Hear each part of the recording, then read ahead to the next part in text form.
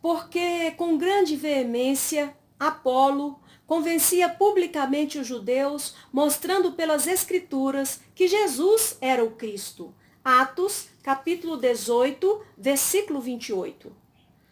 No estudo anterior, começamos a considerar o assunto pregando Cristo firmados no Velho Testamento. Fiz duas perguntas. A primeira, se devemos procurar apresentar sempre Cristo quando pregamos baseados no Velho Testamento, qualquer que seja a passagem focalizada, e a segunda, como podemos fazer isso na prática. Respondi a primeira pergunta na afirmativa. Entre as mais expressivas escrituras do Novo Testamento que dão suporte a esta ideia está em 1 Pedro, capítulo 1, versículo 10 e 11. Os próprios escritores do Velho Testamento inquiriram e trataram diligentemente, profetizaram da graça que vos foi dada, indagando que tempo ou que ocasião de tempo o Espírito de Cristo que estava neles indicava, anteriormente testificando os sofrimentos que a Cristo haviam de vir e a glória que se lhes havia de seguir. Tendo, pois, confiança em que todo o Velho Testamento verdadeiramente testifica de Cristo, passamos agora à segunda pergunta. Como podemos encontrar Cristo nos escritos do Velho Testamento para podermos pregá-lo com base neles? Esta inquirição ocupará os estudos restantes desse momento. Imagino que todos nós concordamos que devemos ser guiados nesta questão pela prática do Novo Testamento. Para a maioria dos escritores e pregadores do Novo Testamento, a única Bíblia disponível era o Velho Testamento. Que melhor instrutor poderíamos ter então do que o Novo Testamento, se queremos pregar Cristo baseados no Velho Testamento? Nessa questão, a prática do Novo Testamento é exemplificada por duas declarações de Atos. Primeiro, quando Paulo chegou a Tessalônica e foi à sinagoga, discutiu com eles, tirando argumentos das Escrituras, Velho Testamento, expondo e demonstrando ser necessário que o Cristo padecesse e ressurgisse dos mortos. E este Jesus que eu vos anuncio, diz ele, é o Cristo. Segundo, Apolo, com grande veemência, convencia publicamente os judeus, mostrando pelas Escrituras que Jesus era o Cristo. Mas como exatamente os escritores e os pregadores do Novo Testamento encontraram Cristo em todas as Escrituras? Fizeram isso em 3 níveis, em referências diretas ao Messias, em tipos e figuras e no que chamarei referências obscuras. Primeiramente, e de maneira muito clara, eles encontraram no Velho Testamento referências que falam claramente do Messias e seu reino. As numerosas profecias da vinda de Cristo são exemplos óbvios, frequentemente refletidos no refrão. Para que se cumprisse, essas palavras ou semelhantes se acham não menos de 16 vezes no Evangelho de Mateus, começando com Mateus capítulo 1, versículo 22 e 23.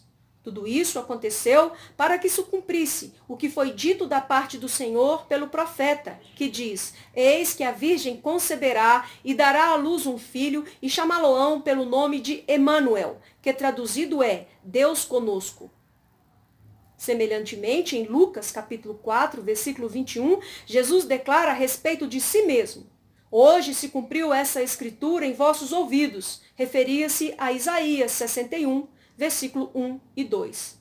Declarações similares ocorrem em toda parte nos evangelhos, em Atos e no Apocalipse. Outro tipo de referência direta acha-se onde o Novo Testamento toma uma passagem do Velho Testamento a Jeová ou Iavé e a aplica a Cristo, sem qualquer reticência ou pedido de desculpa. Um notável exemplo é a declaração que consta em Isaías, capítulo 45, versículo 23. Por mim mesmo tenho jurado, saiu da minha boca a palavra de justiça, e não tornará atrás, que diante de mim se dobrará todo o joelho, e por mim jurará toda a língua.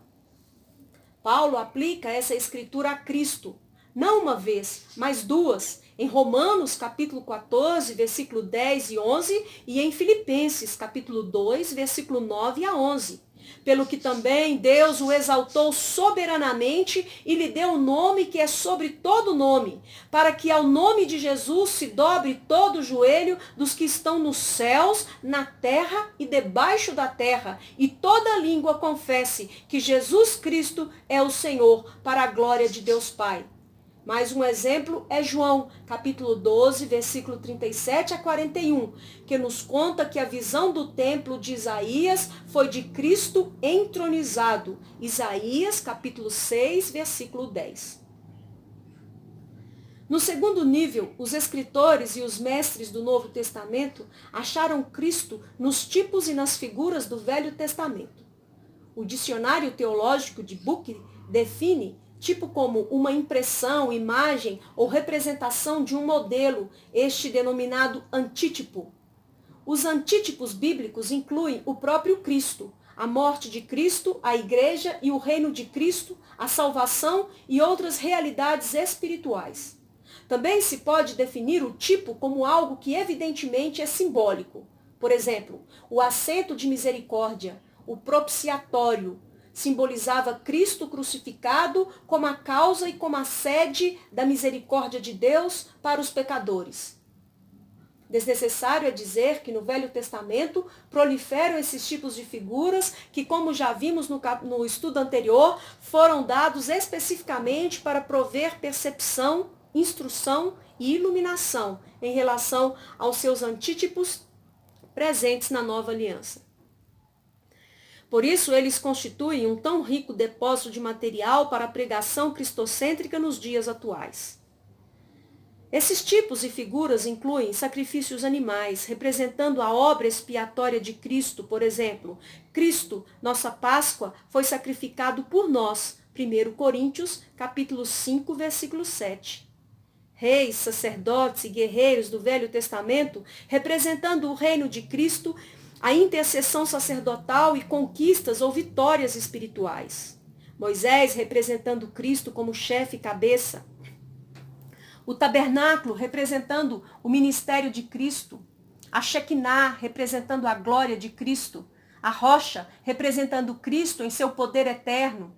Israel representando o povo de Cristo. A terra prometida representando a salvação. E o templo representando a igreja de Cristo. O terceiro nível no qual os escritores do Novo Testamento encontraram Cristo no Velho Testamento é menos nítido, porém igualmente real. Há lugares no Novo Testamento nos quais os textos do Velho Testamento são aplicados a Cristo, passagens que, se não fosse isso, não pareceriam ter nenhum significado cristológico. Um exemplo é Gálatas, capítulo 3, versículo 16, onde Paulo interpreta a promessa feita à semente de Abraão como se referindo a Cristo em pessoa, quando a entenderíamos mais naturalmente como significando os descendentes de Abraão em geral. Também em Gálatas, capítulo 4, versículo 21 a 31, ele usa a história de Sara e Agar como uma profunda alegoria concernente à velha e à nova aliança. Outro caso é Isaías 8, capítulo 8, versículo 16 a 18. Liga o testemunho, sela a lei entre os meus discípulos, e esperarei ao Senhor. Eis-me aqui com os filhos que me deu o Senhor. Em Hebreus, capítulo 2, versículo 12 a 14, aplica essas palavras a Cristo, apesar de que o seu sentido messiânico está longe de estar claro no texto do Velho Testamento. A mesma coisa é certa com relação a outras escrituras citadas em Hebreus, passagens como Salmo 8, capítulo 4, versículo 4 a 6, Hebreus, capítulo 2, versículo 6 a 9, e Abacuque, capítulo 2, versículo 3 e 4, Hebreus, capítulo 10, versículo 36 a 39. Pedro se ocupa de Provérbios 26, 11, como o cão que torna ao seu vômito, e o aplica aos que apostatam de Cristo. E quem teria reconhecido Cristo e seu evangelho na personificação da sabedoria em Provérbios capítulo 8, se Paulo não tivesse escrito: Cristo é o poder de Deus e a sabedoria de Deus, em 1 Coríntios, capítulo 1, versículo 24. E assim por diante. Evidentemente, esta categoria obscura é ampla, abrangendo tudo, desde um único provérbio até uma longa narrativa, como a história de José, onde há um obscuro, mas discernível modelo da morte e ressurreição de Cristo. Provavelmente, é preciso incluir também aqui as teofanias, aparições de Deus, nas quais o Cristo pré-encarnado apareceu a crentes do Velho Testamento em forma humana. Exemplos, Josué, capítulo 5, versículo 13 a 15, e Daniel, capítulo 3, versículo 24 e 25. Um problema que nos confronta com os textos obscuros é que os autores do Novo Testamento escreveram sob a direção e a inspiração do Espírito Santo, garantindo que as suas interpretações fossem confiáveis. Mas se nós, por nossa conta, impusermos interpretações cristológicas a textos obscuros do Velho Testamento, não especificamente mencionados no Novo Testamento, não teremos essa garantia. Isso é certo, e temos que ter cuidado ao abordarmos tais textos. Contudo, também devemos lembrar-nos de que temos um indulto geral para interpretar o Velho Testamento de maneira cristológica, como vimos no estudo anterior. É importante manter em mente este equilíbrio.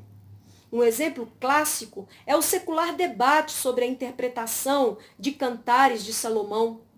Seria apenas uma bela e instrutiva história de amor? Ou seria uma alegoria concernente a Cristo e a sua igreja? Eu creio que esse livro fala de Cristo e sua igreja. Por quê? Porque a igreja é retratada em diversas passagens do Novo Testamento como a noiva ou esposa de Cristo, que é o noivo. Dessa perspectiva da nova aliança, o livro de Cantares de Salomão faz mais sentido se for entendido dessa maneira. Isso é instrutivo.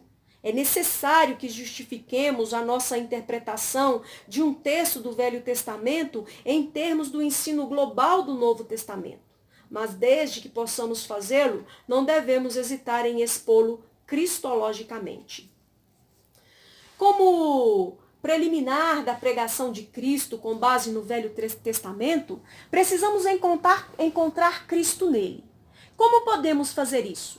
Seguindo a prática dos escritores pregadores do Novo Testamento, os quais, na maior parte, não tinham escrituras, exceto o Velho Testamento. Naturalmente, eles próprios estavam em processo de receber nova revelação, o que não acontece conosco, mas eles tinham todo o cuidado de demonstrar que esta nova revelação era totalmente coerente com o Velho Testamento e recomendavam àqueles que, como os bereanos, de bom grado, receberam a palavra, examinando cada dia nas Escrituras, Velho Testamento, se estas coisas eram assim. Atos, capítulo 17, versículo 11. Portanto, em cada nível, devemos adotar a perspectiva do Novo Testamento e seguir a prática do Novo Testamento quando procuramos encontrar Cristo no Velho Testamento, nas referências diretas, na tipologia e até em textos obscuros.